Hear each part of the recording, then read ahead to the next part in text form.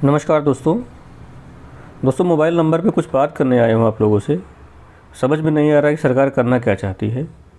यदि सरकार की कोई फॉल्ट होती तो छोटी सी विज्ञप्ति निकालती और तुरंत उसे संशोधित कर देती, लेकिन छात्रों से छोटी सी त्रुटि हुई है, वो भी कोई फॉर्म में नहीं हुई है।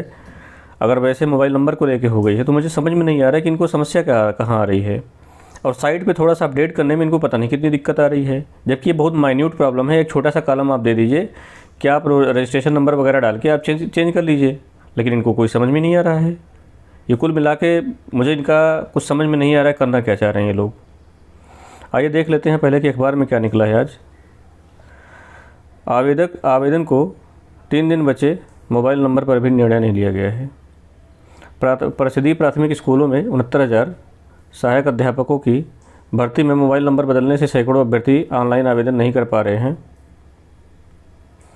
आवेदन को सिर्फ 3 दिन बचे हैं, लेकिन अब तक बेसिक शिक्षा विभाग कोई निर्णय नहीं ले सका है। इसके चलते बड़ी संख्या में अभ्यर्थी तनाव में हैं। इस बीच रविवार साप्ताहिक और सोमवार को ईद के चलते बेसिक शिक्षा परिषद कार्यालय बंद रहेगा। ईद तो छुट्टी है ही। ऑनलाइन आवेदन को उसी मोबाइल नंबर पर OTP भेजा जा रहा है जो अभ्यर्थी ने दिसंबर 2018 लिखित परीक्षा का फॉर्म भरने के दौरान उपलब्ध कराया था। हालांकि 1.5 साल के दौरान सैकड़ों अभ्यर्थियों का मोबाइल नंबर चोरी होने के कारण या अन्य कारणों से बदल गया है। तो दोस्तों ये समझ में नहीं आ रहा है कि अगर इनसे कोई गलती होती तो एक छोटी सी प्रेस विज्ञप्ति जारी करते और अगले दिन संशोधन कर लेते। और छात्रों के प्रति इनका कुछ रवैया समझ में नहीं आ रहा है कि ये लोग करना क्या चाह रहे हैं। ना कोई ये ऑफिशियली स्टेटमेंट आ रहा है और बेसिक शिक्षा मंत्री जी का भी बयान नहीं आ रहा है कोई कि हाँ हम क्या करेंगे। अभी कोई अन्य बात होती तो तुरंत उनका बयान आ जाता है कि हाँ ऐसा है, लेकिन इस मोबाइल नंबर की समस्या पे कोई समझ में नहीं आ रहा है कि ये लोग करना क्या चाह रहे हैं। मुझे नहीं लग रहा है कि आप लोग अगर हाथ पे हाथ रख के इसे बैठे रहेंगे तो ये लोग कुछ करने वाले हैं। आपको आना पड़ेगा यहाँ पे और इनसे बात करना पड़ेगा अधिकारियों से। आप लोग ज्ञापन तो दे रहे हैं, लेकिन उस ज्ञापन का भी कोई इम्पैक्ट नहीं पड़ रहा है अभी तक इनके ऊपर। 13 नंबर कॉलम छोड़ के आप उस पर और अन्य जो कॉलम हैं उन पर संशोधन का मौका दे सकते हैं, उस पर भी संशोधन का मौका नहीं दे रहे हैं। 13 नंबर कॉलम जो आपका एकेडमिक डिटेल है, ठीक है, आप उस पर कोई संशोधन करने का मत मौका दीजिए, लेकिन जो अन्य डिटेल है उस पर तो आप संशोधन का मौका दे सकते हैं। उससे तो गुणांक पे कोई इम्पैक्ट नहीं पड़ेगा।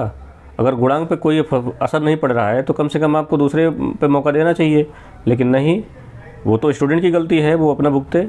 एक छोटी सी गलती से मेरी लाइफ स्पॉइल हो सकती है, इसका उन्हें अंदाज़ा नहीं है इस चीज़ का। लेकिन हाँ, अगर उनकी फॉल्ट होती तो वही एक विज्ञप्ति जारी करते, आराम से हो जाता अगले दिन काम। उनको तो कोई रोकने टोकने वाला नहीं है। देखते हैं अब तक 1.22 लाख आवेदन पड़ चुके हैं। शिक्षक भर्ती में काउंसलिंग के लिए ऑनलाइन आवेदन के छठे दिन कुल 1,22,000 अभ्यर्थियों के आवेदन आए हैं। इसी क्रम में शनिवार को 12 बजे 12,000 आवेदन, यानी कि पिछले दिन 12,000 आवेदन आए।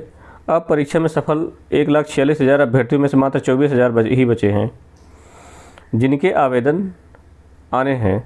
अंतिम आंकड़ा ऑनलाइन आवेदन प्रक्रिया 26 मई को पूरी होने के बाद ही पता आएगा। तो दोस्तों ये लगभग 1,40,000 के आसपास जाने की उम्मीद है। उससे कम तो आंकड़ा लग नहीं रहा है कि जाएगा, लेकिन फिर भी देखते हैं कितना जाता है। जो पुराने मित्र सेलेक्ट हो गए हैं वो भी होम डिस्ट्रिक्ट के चक्कर में हमें लग रहा है कि फॉर्म डाल रहे हैं। उनसे गुजारिश है दोस्तों, आप ऐसा मत कीजिए, क्योंकि आप तो कहीं ना कहीं नौकरी कर रहे हैं, लेकिन आप एक परिवार को उजाड़ रहे हैं आप अपनी वजह से। क्या उस परिवार के लिए अपना जो है दोषी बनना चाहते हैं, उसके दुख का कारण बनना चाहते हैं आप? मैं आपसे हम्बल रिक्वेस्ट यही कर रहा हूं कि आप लोग कृपया ऐसा मत कीजिए, क्योंकि आपकी एक छोटी सी गलती की वजह से आपने फॉर्म भर दिया, गए काउंसलिंग करा लिया, सीट तो लाख हो गई, फिर वो सीट किसी को अलाट नहीं होगी।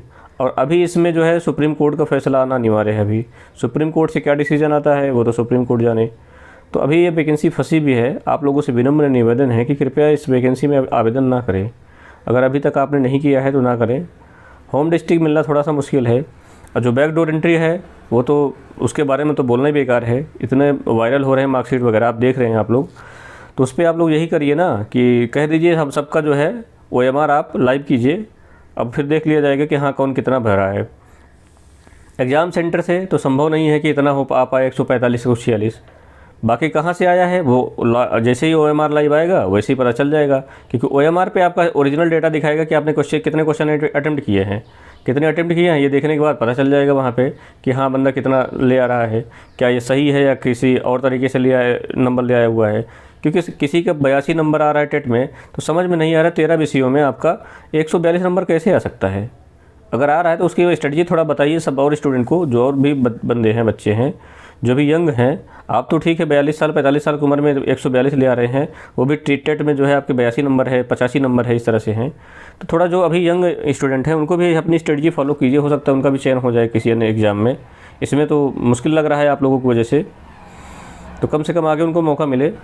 दोस्तों मेरा वीडियो प्लीज़ शेयर कीजिएगा और चैनल को अवश्य सब्सक्राइब कीजिएगा, क्योंकि मैं अब अपडेट देता रहूँगा डेली आपको। तो thank you for watching this video.